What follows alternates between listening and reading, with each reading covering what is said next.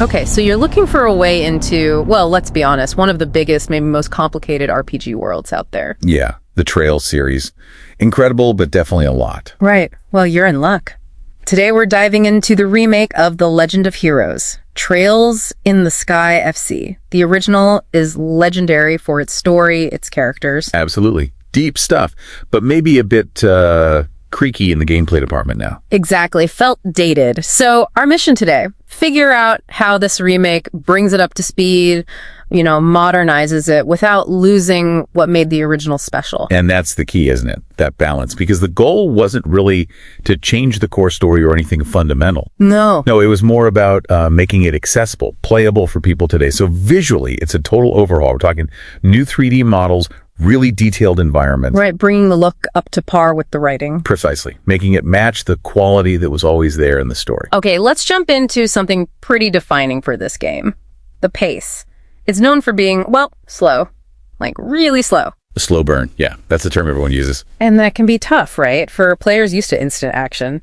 So why does that slow pace work here? Why is it, essential? It works because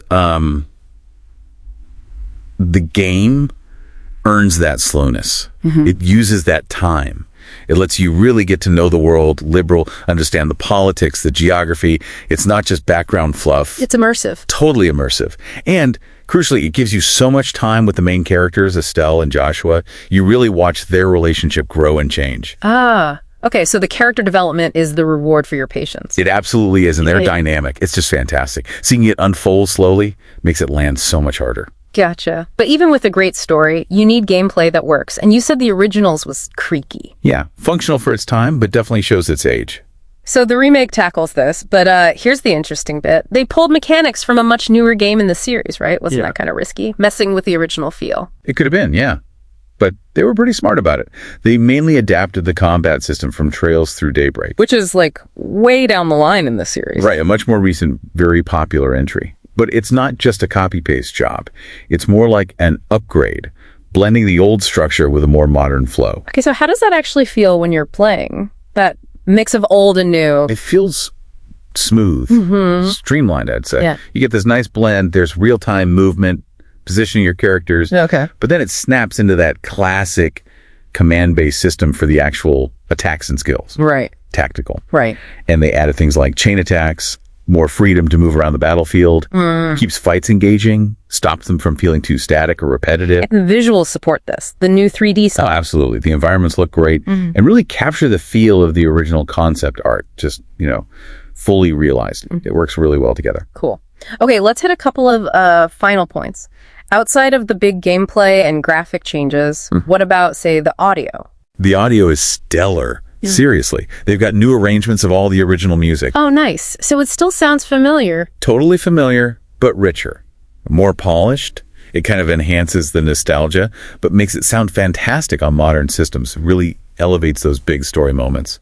Okay, good to hear. And one last thing, the localization, the translation. I heard there were some changes there, aiming for more accuracy. That's right. The new English script is much closer to the original Japanese text. Which, purists will probably love. Accuracy is good. But there's a trade-off. A small one.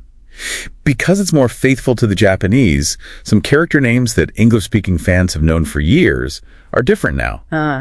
Might throw some longtime players off for a second. Exactly. Just a momentary thing, probably. Yeah. But ultimately, it serves the original story better.